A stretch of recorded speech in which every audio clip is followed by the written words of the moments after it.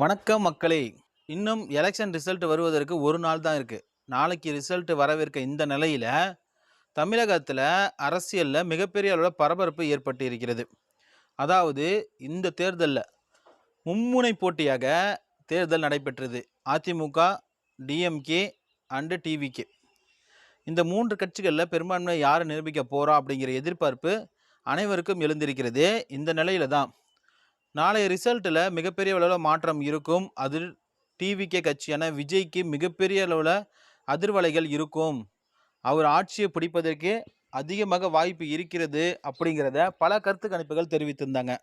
இந்த நிலையில் அவருக்கு ஆதரவாக பல அரசியல் கட்சியினரே நேரடியாக அவருக்கு ஆதரவு தெரிவித்திருக்காங்க. அது மட்டும் இல்லாமல் திரை உலகில் மிகப்பெரிய ஜாமவனாக வலை வந்து கொண்டு இருக்கும் இசையமைப்பாளர் இளையராஜா பார்த்தீங்கன்னா ஆதரவு தெரிவிச்சிருக்காரு. அரசியல் கட்சி பிரமுகர்கள் யார் யார் ஆதரவு தெரிவிச்சிருக்காங்க பார்த்தீங்கன்னா, வைகோ அவர் பேட்டி கொடுத்துருக்காரு. தமிழகத்தில் தாவேகாவுடைய அதிர்வலைகள் அதிக அளவில் இருக்குது, அது பாராட்டக்கூடியதாக இருக்குது அப்படின்ட்டு இருக்காரு. அடுத்து விடுதலை சிறுத்தைகள் கட்சி தலைவர் தோல் திருமாவளவனும் பார்த்தீங்கன்னா திமுக கூட்டணி கட்சியில் இருந்து கொண்டு விஜய்க்கு தான் ஆதரவு தெரிவிச்சிருக்காரு. இன்னும் பல பேர் பார்த்தீங்கன்னா நேரடியாக அவங்களுடைய ஆதரவை தெரிவித்து வராங்க.